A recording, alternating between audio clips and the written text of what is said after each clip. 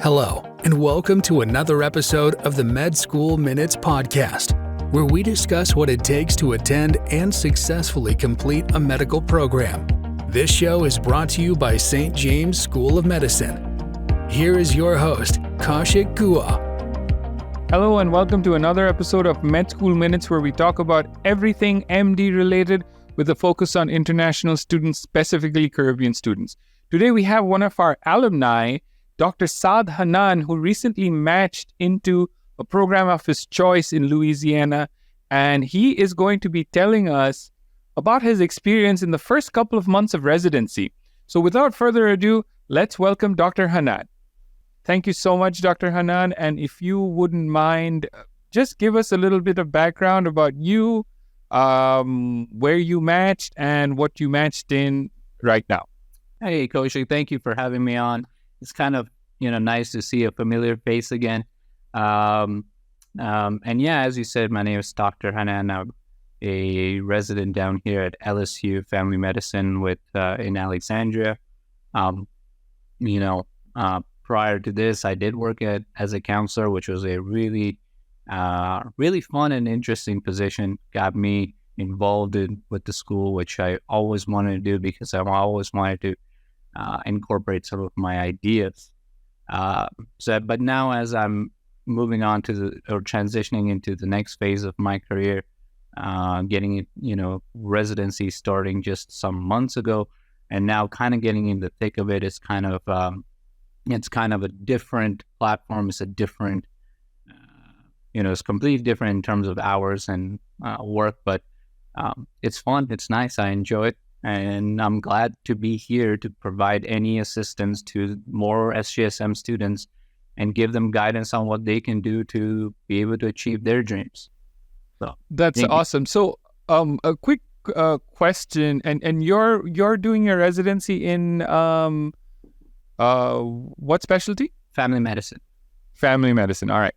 And if I'm not mistaken, when you go into residency, what's your first day like when you start your residency? Okay, so do you want to know about the orientation? Or do you want to know the first? I want to know everything. Obviously, on match day you match and you're partying it up, and then you probably don't remember. Those days are in a haze, for better or for worse. Right. And then so usually match happens on a Monday. You get to know where you matched on a Friday. Mm-hmm. And then after you match, walk us through what happens post that. Are you interacting with your program directors? Are you meeting the other residents? What's orientation like? So basically by the end of March, you would know exactly where you're going and what you're doing. So walk us after that you got the official paperwork, that you've matched in LSU. What happened after that? So after once we matched and everything, and I found out exactly where I was going, I started getting messages from the current residents that are in the program. And they reached out and they congratulated us. They congratulated me. Some of them were just messaging to let me know how excited they are to have me down there. And so what they started doing is they started to create a group for all of the new residents. And basically that's how all of the residents the first years got to introduce themselves to each other. We kind of made a group, texted each other, figured out who each person is, where they're coming from. And then I believe we didn't get to see each other until, midway in June, when we all started to come down there, started to figure out where we're going to be staying, where we're going to be living. And prior to actually just getting down there in June, we had a lot of paperwork, right? There was a lot of paperwork that needed to be completed.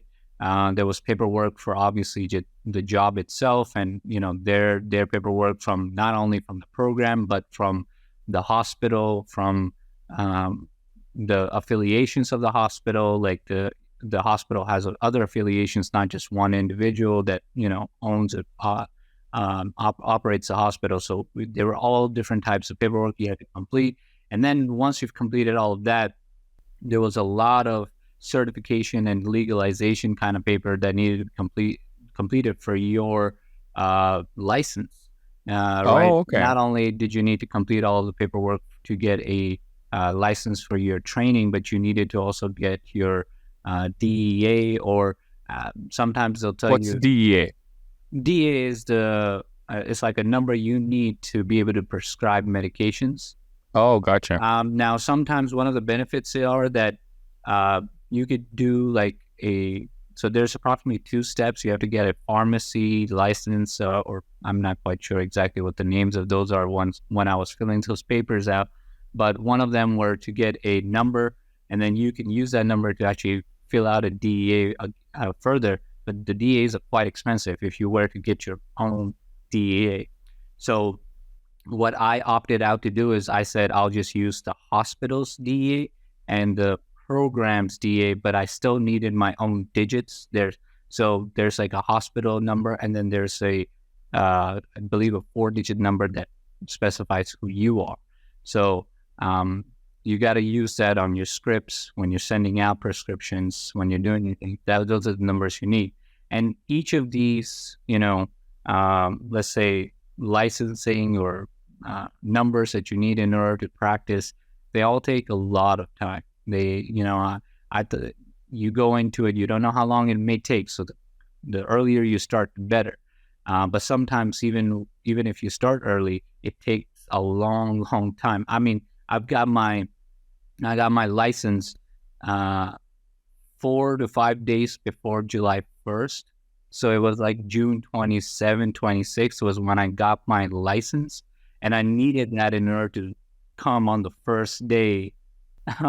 Otherwise, it would have been like a really big, like they would have said like, hey, you got to wait to enter the hospital because you need that license. Oh, wow. Right? Has that happened to any of your colleagues that started? I know, for example, with ECFMG, the wait times are crazy right now. Right. Like it's about 5 weeks, which has never happened before. And I think they're just clearing up the COVID backlogs. Right. I think that is crazy. I know how ECFMG is, and I know they can get backed up, but I think the good part was that the licensing board of Louisiana understood that July 1st is when we all have to start. So what they will do is, what they told us is, if let's say they can't finalize, or like some of our paperwork still needs time to be completed, like our background checks, they will still give us a temporary license that will expire in 3 months rather than 1 year.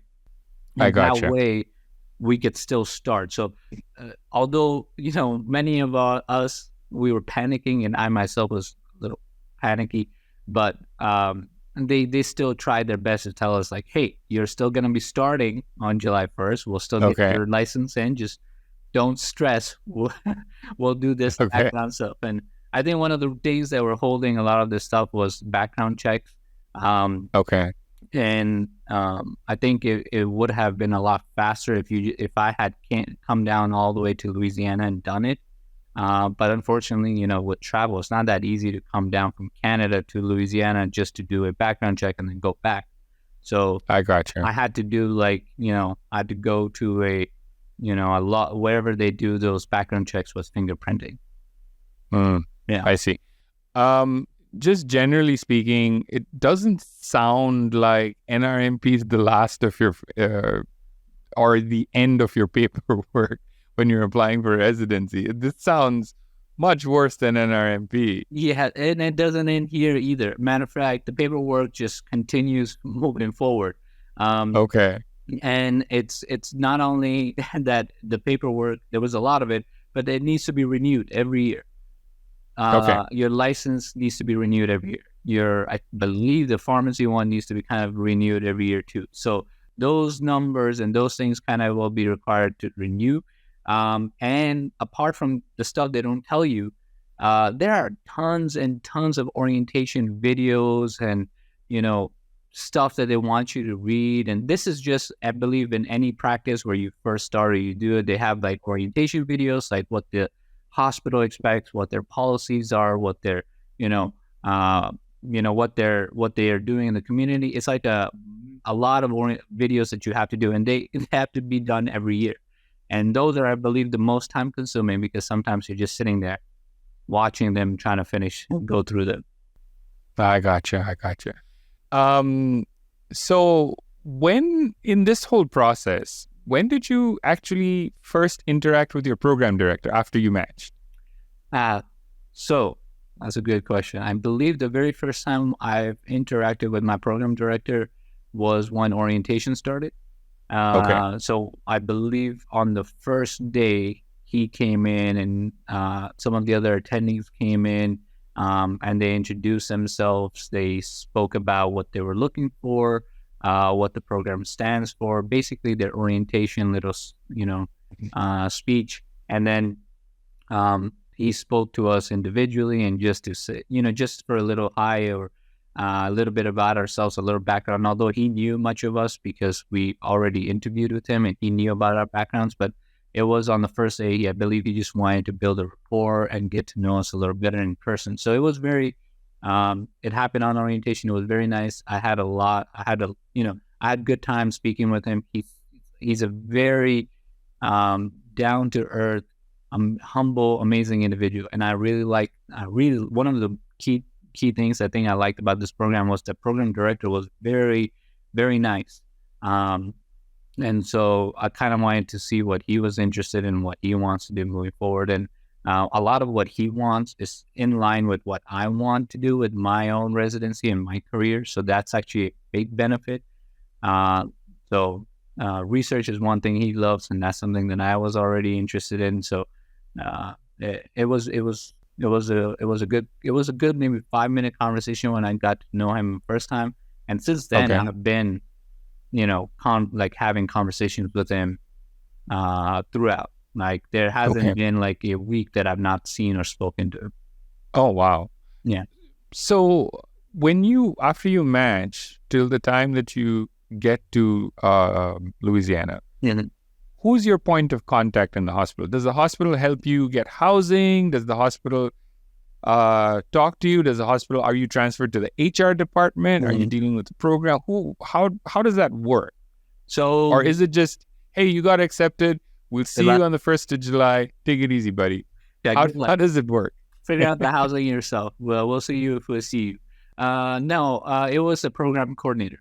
So the program coordinator basically sent us packages, and some of the packages contain information of where we can stay and live. And so that was enough help for me to be able to find what is a nice place down here. So the program coordinator basically provides you with all the information, gives you guidance on where you can stay and live. Obviously, you can deviate away from the options that they provide to you. That's more than okay. But a majority of the time, the options they provide are usually well-checked, safe, sound, good places. So I went with one of their recommendations. Plus, I came down here to just look at the area prior in, I believe, one of the last year, February. So I kind of knew where I wanted to stay. And so that's basically who it is. So your point of contact is a program coordinator. They're the ones who provide you with any guidance. Now, you also have contact with all the other residents. A lot of time the chief resident will reach out to you and say, hey, this is what you may need, or, this is what you need to do prior to getting here. So you can always ask them for a little help. And that's what I did. I started asking other residents, like, this is one of the recommendations for placement. What do you recommend? And then if I would go based off that, kind of gauge and figure out different experiences and see what would be the best for me. Okay.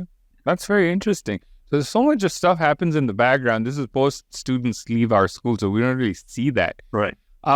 One thing I did want to ask you was that I know obviously you're Canadian and your program is sponsoring you. Mm-hmm. How much more additional paperwork is that, or is that insignificant and the hospital takes care of it, or is that a personal onus on you after you match?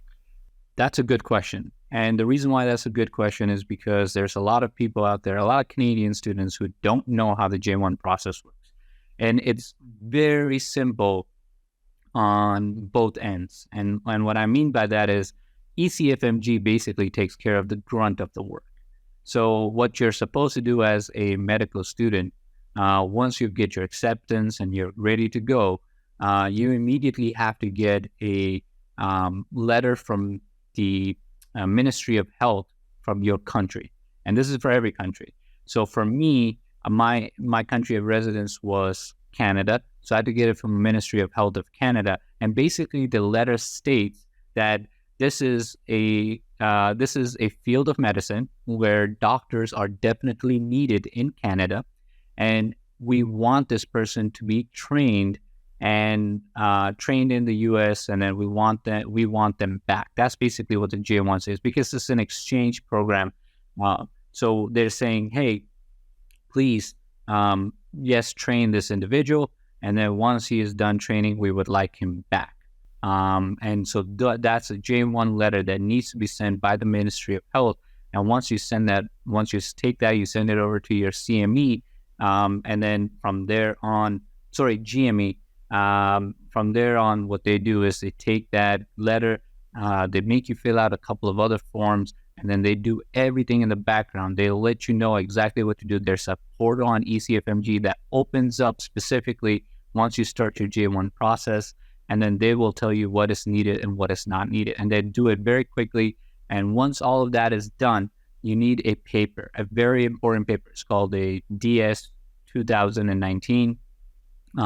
And that form, that paper is what you need to be able to enter into the United States. So prior to that, you cannot enter.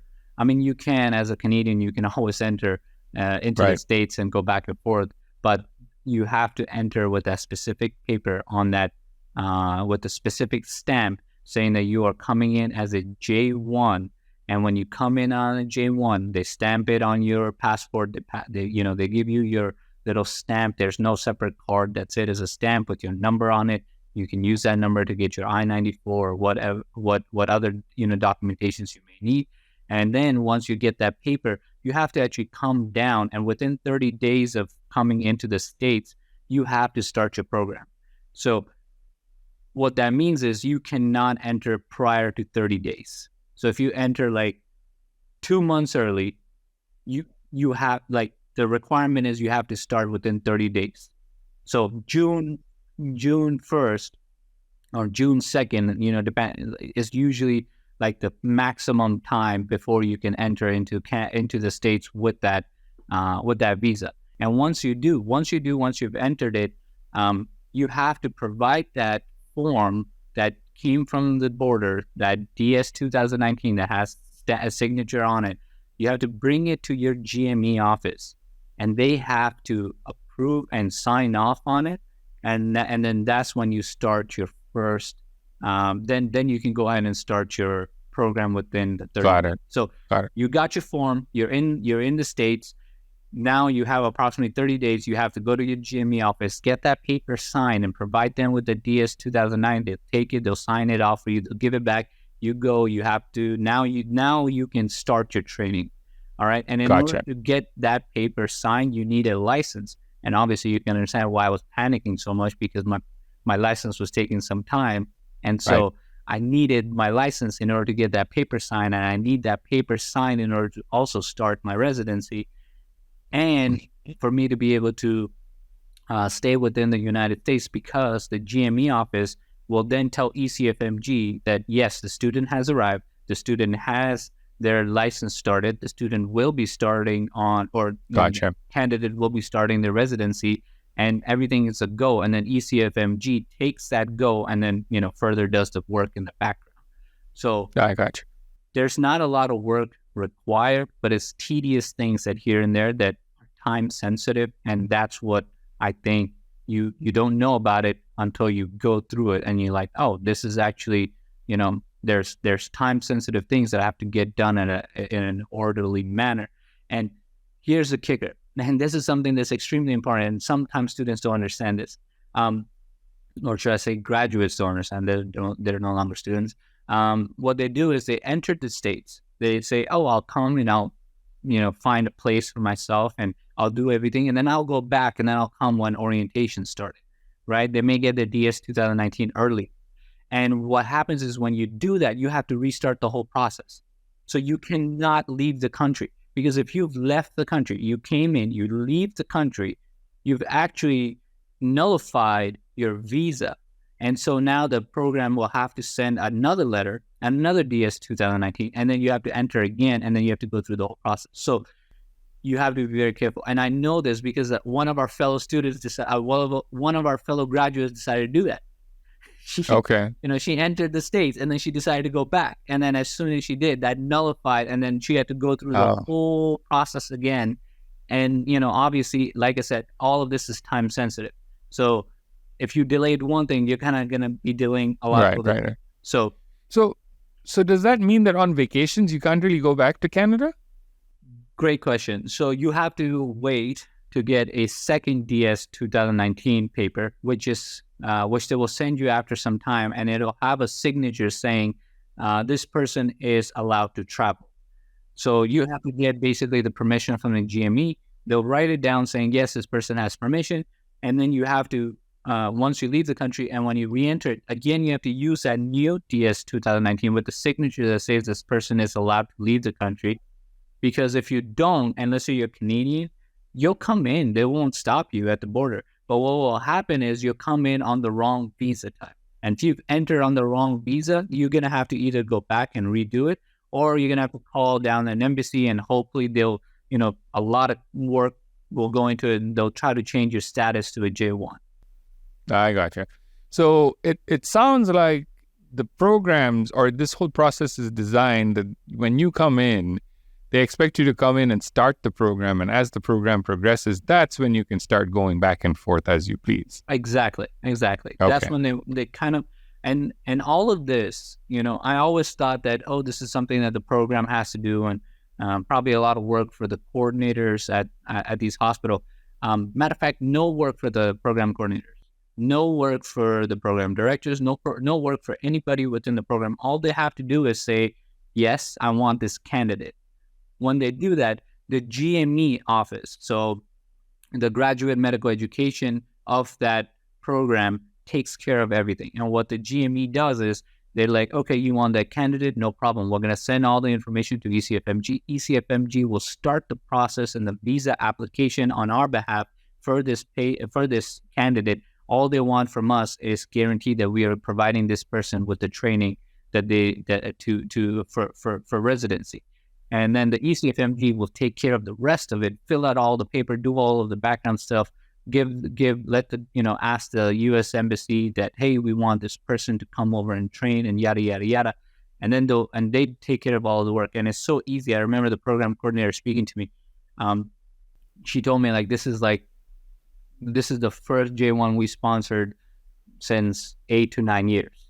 And she said that I always thought that maybe it was a lot of work. But she said, all I did was tell them that, hey, we want this candidate, and they took care of everything behind the doors. And I met the GME, and I went to the GME office in Shreveport, and they're very nice, and it was so simple. They knew exactly what to do. And they had a lot of J1 visas because they don't only just sponsor residency candidates, but they've also sponsored students for their LSU program. So they were they knew what to do. They knew exactly how it was supposed to be done. They knew exactly what to do. And they just went through the whole detail with me quickly. And they said, hey, just do this, this, this. And they made it so seamlessly easy that I thought that I was like, I thought J1 was going to be quite difficult. So I think, and this is my understanding, is that there's a lot of, there's a lot of confusion that the J1 is this burden, and it has all this extra work and all this extra commitments and stuff needed to be done, but it's actually not that difficult. It actually seems like a very easy, simple process that has been done so often that not only the embassy, but ECFMG and the GME offices, they're well aware of it. So they know what to do. So I have two follow-up questions. One is, you mentioned about a letter that, Canada is basically saying that, hey, we want this guy to come back, etc. Is that an easy process? Because I know a lot of my friends from India, not doctors, but have come on a J1 visa. And for them to get a letter from the Indian government saying that we want them to be trained in the United States and them to come back, that's practically next to impossible. You have to, let's just say, grease a lot of palms to get that in. But I'm wondering, it seems like because Canada and the mobility of Canadian students to the United States, it should be a standardized process. Is that the case for Canadians? So if, let's say, after you're done your training and residency and you don't decide to do a fellowship, you actually want to start practicing with your license, you could take that route. So you could either go back to Canada and practice for 2 years. That's what the requirement is. Or what you can do is try to apply for a J1 waiver. And what that waiver will do for you is convert that J1 into an H1B. So that's what you're trying to do when you are trying to ask for a waiver. And the waiver says that, the government will obviously have to say, all right, fine, we don't, we are okay. We don't need this individual to come back. We have plenty of doctors, yada, yada, yada. And so then they'll say, here's a waiver. This person can, go ahead and not do the 2 years back at home. And then you can have him or, whatever the program wants you. And so they'll apply for your H-1B right after. You need that waiver to set up your H-1B process. Now, to do that, you have to be part of let's say you want to work in the U.S., you're going to hopefully hope for an employer that wants to get that paper and process done. It can be quite expensive, and it has to be done by the employer, not by the applicant. So the employer must be the one that says, okay, I'll pay for the H-1B. And sometimes they may say, hey, we'll pay for that lawyer, or we'll pay for that process for you to start that waiver and because all of that process has fees. You need to obviously hire a lawyer, and a lawyer sets it up, and everything needs to be done through someone who knows what they're doing. So that all of those fees are often, placed on the applicant. And sometimes they'll say like, oh, I want you to do it at this moment, and then we will reimburse you once you start with us. So there are multiple different, avenues how they can go about it in terms of fees and whatnot. But the goal for you is that if that's the goal, if that's what you want, and the program or hospital employer, they agree that they will take you and they will do your H-1B, all that is required is for you to get a waiver. And for that, you need a lawyer. The lawyer will set up the paperwork, and then hopefully you get it. Now, can the waiver, is it guaranteed? Not always. Sometimes, they may deny it, and they say, no, we want this person back. Then in that situation, you obviously got to go back, serve you 2 years, or, if that, let's say you go back and that's where you want to stay, you just go back and start practicing, and then from there you can move forward. So it's like it's a long process. It can be tedious. I'm sure it will be tedious, but that's how it works. You convert the H1 to an J1 to an H1B. So what about the first letter, that you have to get a letter from the Canadian government? Is there a possibility that the Canadian government says that, no, we want this kid here in Canada. He's not going anywhere. Or we're not going to just issue a letter. Is that a possibility? Is that getting that letter easy? It was very simple. I remember filling it out on Friday, and I got it on Tuesday of the following week. But other individuals had to wait for weeks, and sometimes they have to wait for like a whole month. So I think it all depends on how quickly they get it and how quickly they can send it up. Majority of the time, I have not seen a problem with it. Right. And where is it online? Is it just a simple online, go to the Canadian Embassy and just say, hey, right? And the Canadian Embassy in your case is a good riddance. Here's the letter. We don't want him back anyway. Exactly. So what it is there's a website. You go on the Ministry of Health website, and then once you're on that website, they'll tell you that this is a package you have to complete. So you print it out, you complete the package, and then you send it in a PDF form, and all of the files need to be compiled in one. I know this because I recently did this, and it was such a mess because I just was going to send them each paper individually as a PDF, but they said, no, one package, one PDF, please send it all in one thing. And I think that's one of the reasons mine processed so quickly, is because I read the instructions and I just followed it to the T and put it in a package, sent it over through email, not like with mail or, I just sent it via email, and then, in a couple of days, they sent it to me, and they gave it to me. Awesome. So, wow, that's a lot of work. So, but it seems like from from an additional paperwork standpoint, it seems like J1 students probably have to take 2 more steps, and GME takes the brunt of it, right, and manages the brunt of it. right.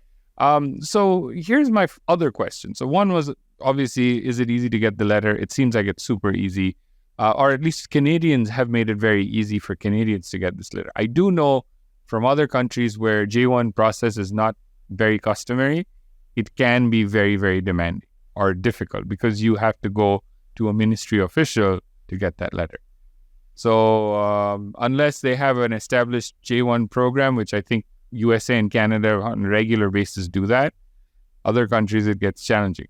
But the second question is, and we've had a lot of students get into programs where the programs have said, hey, you know what, we're going to do the J1 for you. We've never done the J1 in a very, very long time, especially community hospitals or community programs which don't have large universities like yours associated with it.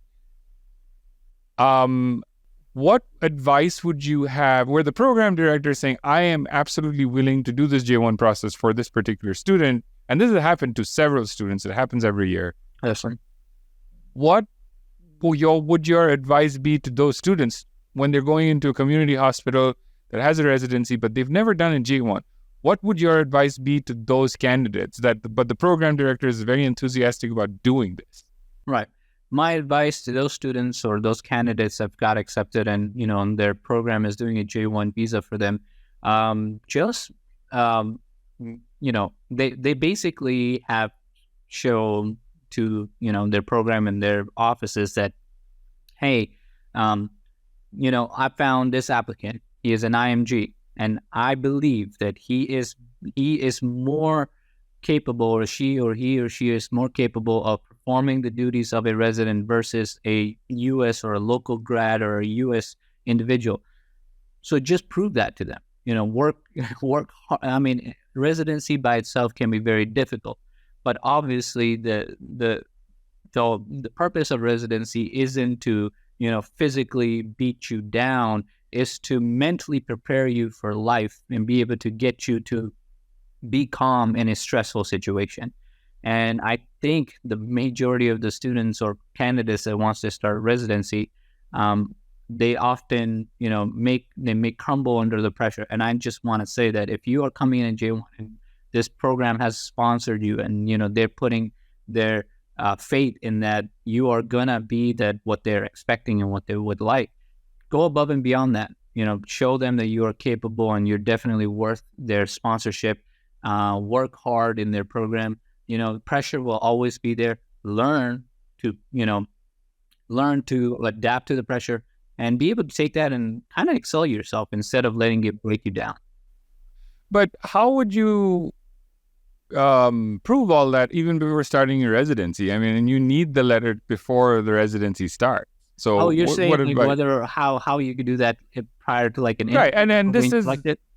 So this is actually a situation that happened recently. Okay. This was a batch before yours, the previous year, where it's a small community program in North Carolina, and the hospital loved the candidate, and they've never done visas before, and they loved her so much that they wanted to do the visa for her. Okay. And the program director clearly said, and the program coordinator as well as the CMO came and said that we'll do what it takes to make sure that you can stay in the program, and we're going to start doing visas from now on because you're such an excellent candidate. Right. Mind you, happens only to St. James students. No other school does that happen to. Yeah, but only St. James. So they reached out to us and they were like, I need help with this. And I was like, well, I mean, we can provide the support. I mean, we can even get you a lawyer, but I don't think that that's going to help much because you're no longer a part of the school. No, you don't need to go through a lawyer. You don't need all of this extra hassle. I think that is going above and beyond what is necessary, and sometimes actually doing too much than what is necessary. All they have to do, and with every program and any program coordinator, whoever it may be, and they want to sponsor visas and they want to get into that process, just call and speak with ECFMG. They will do, because again, ECFMG does the whole process. Our visas are sponsored through ECFMG. Okay, ECFMG is the one that keeps checks on it. Matter of fact, they've sent me multiple videos and they've put me on a platform where they tell you that, hey, this is your requirements, this is what you need to do. And they provide like support lines. So if at any time, they say like, hey, if you feel like, discriminated, or you feel like someone is not listening to you or this or that, and you want to speak to someone, speak to us. At ECFMG will take care of it. They basically become, let's say your graduate GME, technically. Gotcha. They're in process with the GME of the program, obviously. And I think that's where, the bigger universities, they have such a smooth process because they have a GME office that is continuously affiliated or speaks with ECFMG. Right. And so the small programs don't, so they don't know how they can get in touch with the ECFMG, but it's not that difficult. You just speak with ECFMG. They have direct lines specifically for programs that want to speak about, how to get the Day 1 visa rolling. And for students or candidates who've been selected, very easy, simple process for me to get on the phone and speak to like the ECFMG helpline for what I may need or may not need for my, residents. Because there are some requirements like having insurance and having disability and all of this extra stuff. So they do all of this stuff. So my advice to the student or to the program, if they really like this individual, reach out to the ECFMG. It's a very simple process. And as for the student, they can learn about the ECFMG process. They can go ahead and learn about what the visa process is, and then they can actually guide their own program saying, hey, reach this person or reach this phone number, and they'll give you what paperwork you need to complete. And I know what paperwork I need to complete, and I'll complete my side, and you can complete your side. So that's all it is. It's very simple. You don't need a lawyer. Thank you so much for tuning into our show. We hope you enjoyed another episode of Med School Minutes. If you like our content, please follow us and receive notification when a new show is posted. This podcast is brought to you by St. James School of Medicine. For a video version of this podcast, please check us out on sjsm.org/video.